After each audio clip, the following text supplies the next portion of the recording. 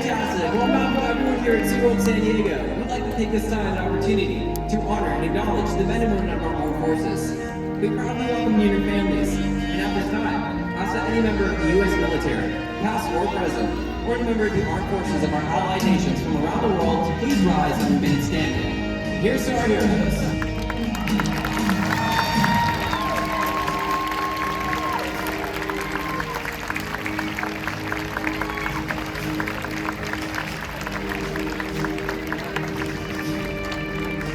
We thank you for your service. SeaWorld is not only dedicated to the men and women in uniform, but to the oceans that we share as well. Now please enjoy Orca Encounter.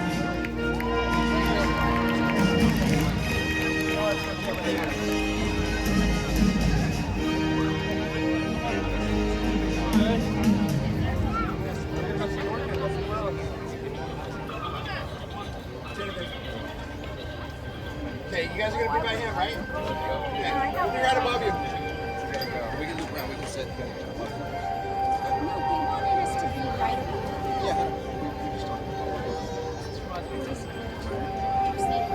They understand we're not sitting Yeah. in the same We're place. gonna be roughly in front. We're gonna be pretty close.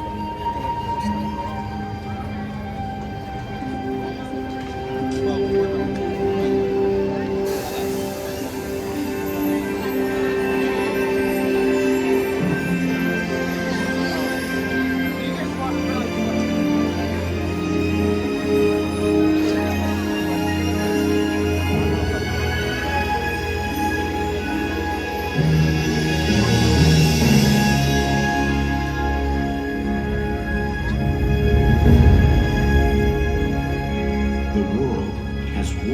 interconnected ocean, a vast new expanse critical to life on Earth. And there's no better animal to represent the story of the ocean with all its splendor and uncertainty than the killer whale, or as it's scientifically known, the Orcinus orca.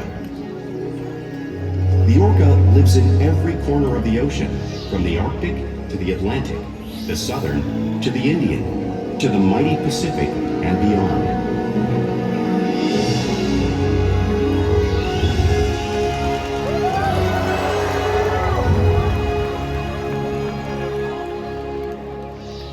This whale's story is the ocean's story, and it is one we all share.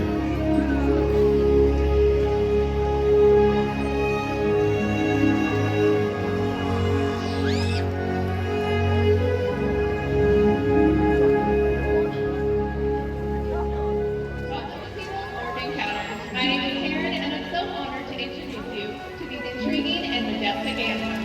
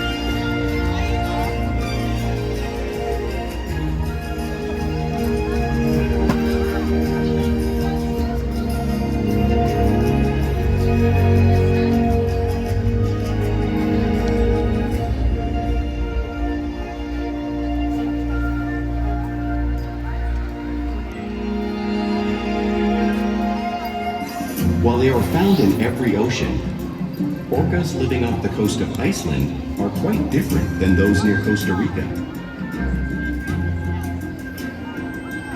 In fact, there are at least 10 types or ecotypes of killer whales.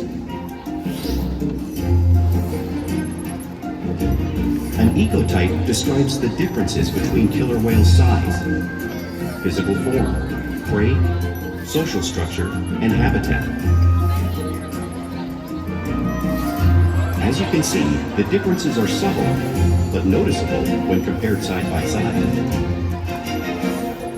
Orcas are adapted perfectly to their environments. And even the whale's black and white coloration has a purpose. It camouflages the outline of their bodies in the water, making it easier for them to surprise and catch their prey.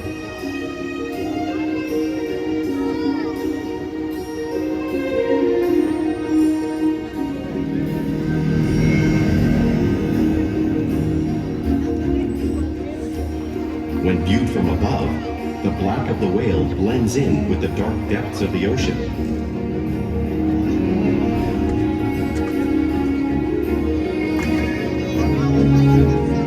When viewed from below, the orca's white bellies match the brighter surface of the water, blending with the light above, giving them the perfect camouflage.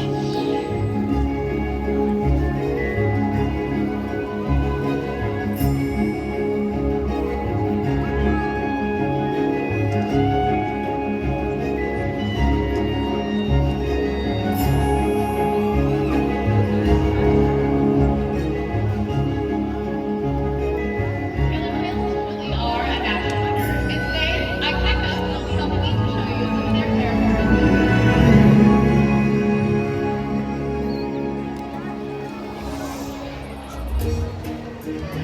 The pool is perfectly located in a breath of air right at the surface of the water.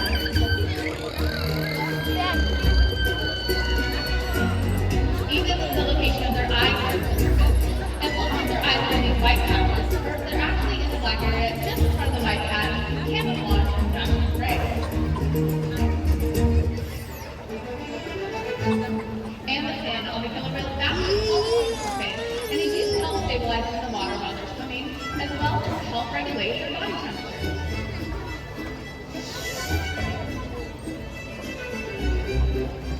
The flippers on either side of the killer whale's body are called textural flippers and are used for stopping and steering. And each textural flipper is designed with a unique perspective, just like a human hand.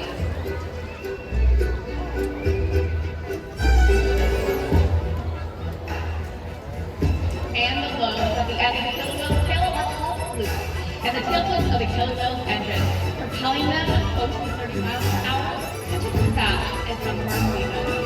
As they swim the fastest and use the most power when they're propelling at nearly 10,000 pound bodies all the way up and out of the water.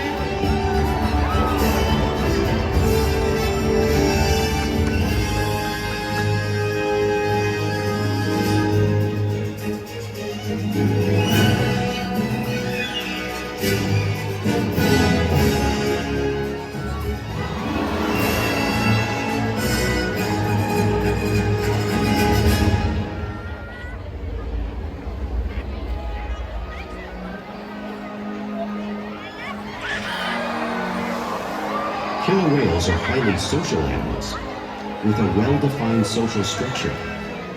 An orca pod is always led by a female. Though just half the size of her male counterpart, she is in charge.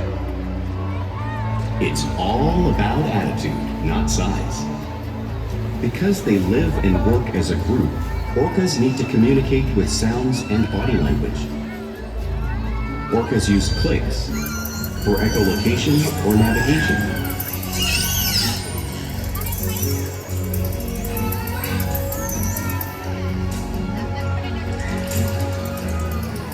Whistles to socialize in the pod. And calls for group coordination and hunting.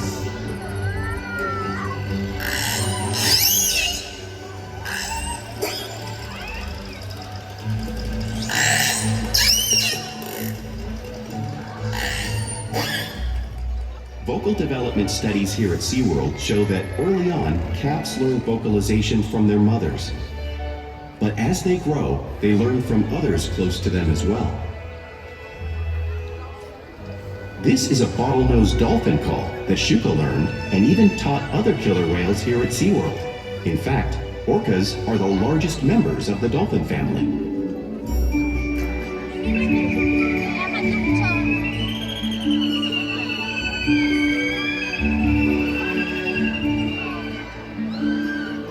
Whales here and in the wild use vocalization to communicate all the time. Like all animals, killer whales use body language as a form of communication.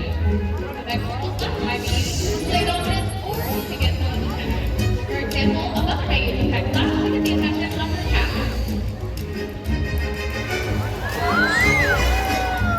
What? Did they really want to be heard? They reach.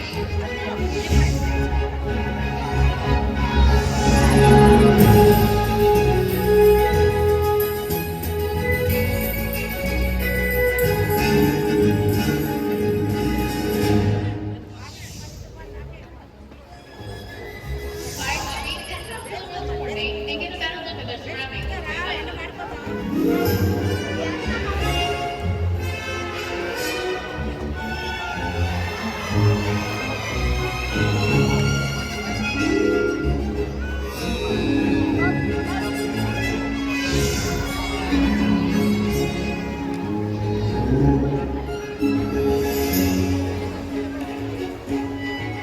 This last is also a form of communication that killer whale uses in the wild. Killer whales are great communicators.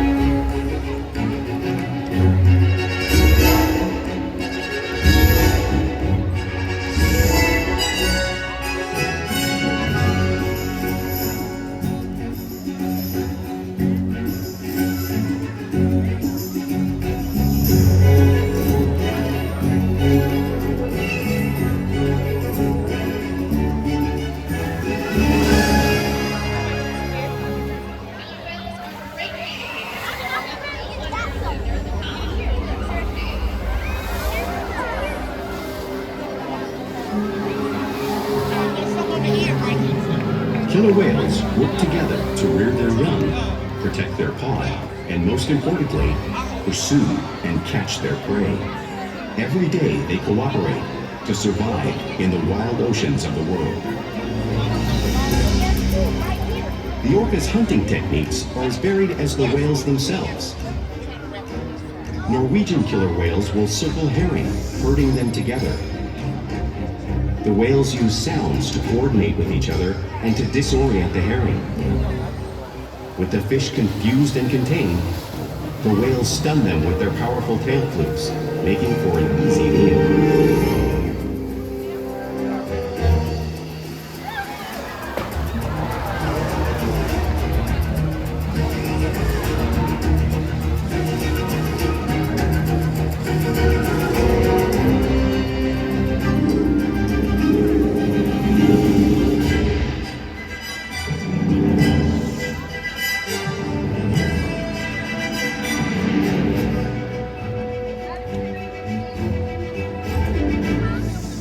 Killer whales in the southern hemisphere will actually capture sea lions by grabbing them right off the beach.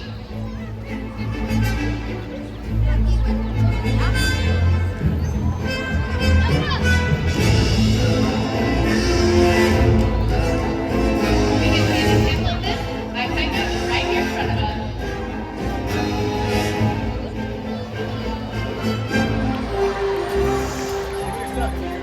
And our orcas will actually create waves that wash over floating ice and help us sail right into the water.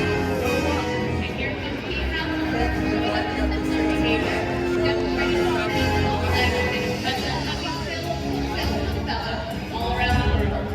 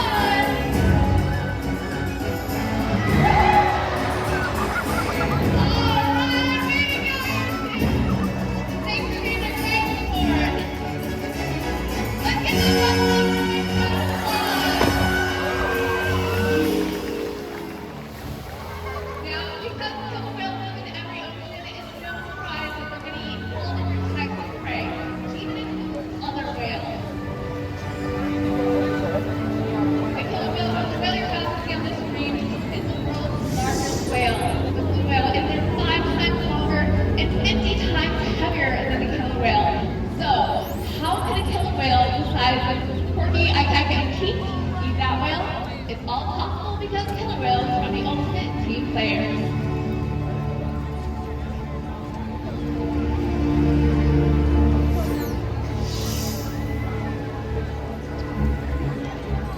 In this example, we see the larger male orcas surround a sperm whale, forming a perimeter, while the females continue to drive the whale forward until it reaches exhaustion. The calves then move in to join the adults in the group. Whatever their prey, killer whales always cooperate and hunt together, making them a highly successful predator.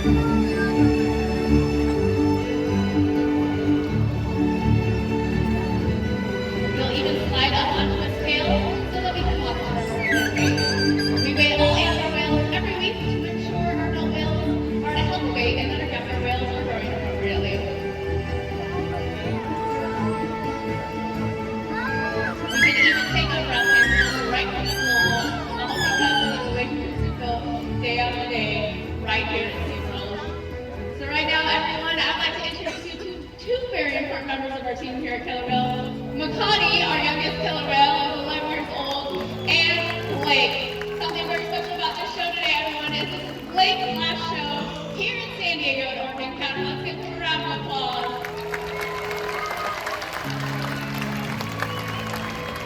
I've had the pleasure of working with Blake since his first day at SeaWorld at Sea Lion and Otter, and since he got to come to Whale and work with these guys as well. Blake and Makani actually share some very similar interests. They're both very goofy, fun, and very sweet. Blake has worn many hats here at Orca, including computer tech support, videographer, photographer, and most importantly, he's been a great friend to all of our teams here at Killer Whale. So let's hear it one last time for Blake and his last day here at Killer Whale. Luckily, he's not going far. He's going to be at Discovery Cove in Florida, so if any of you are headed to our sister park, everyone give Blake a hello.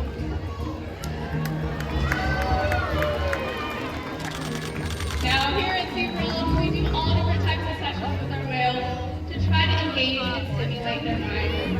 Things like diet, exercise, and of course play to always keep these killer whales in great shape.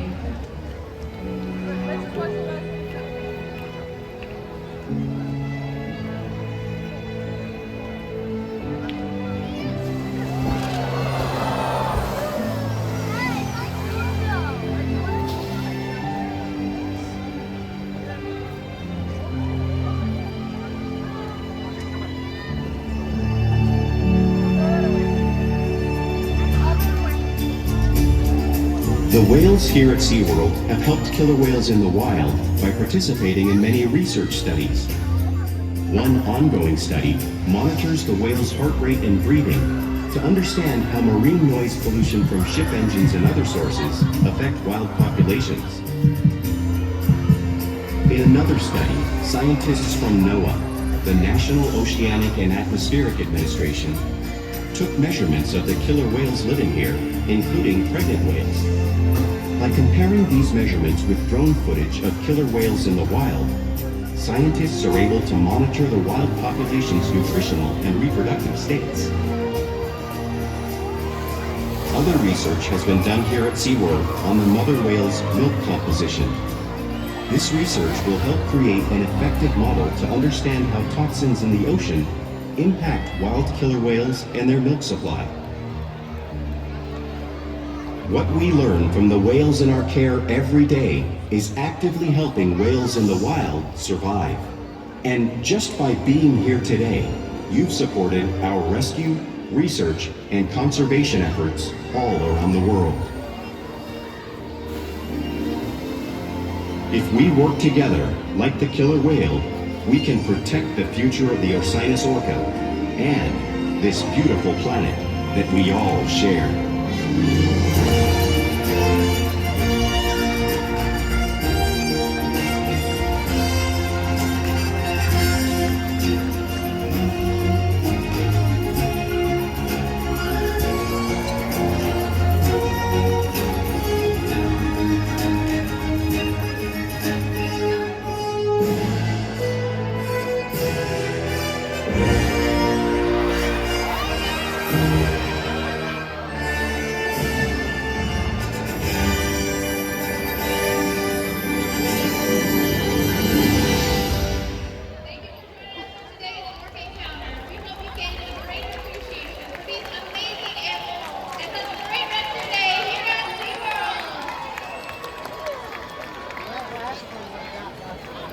Thank you.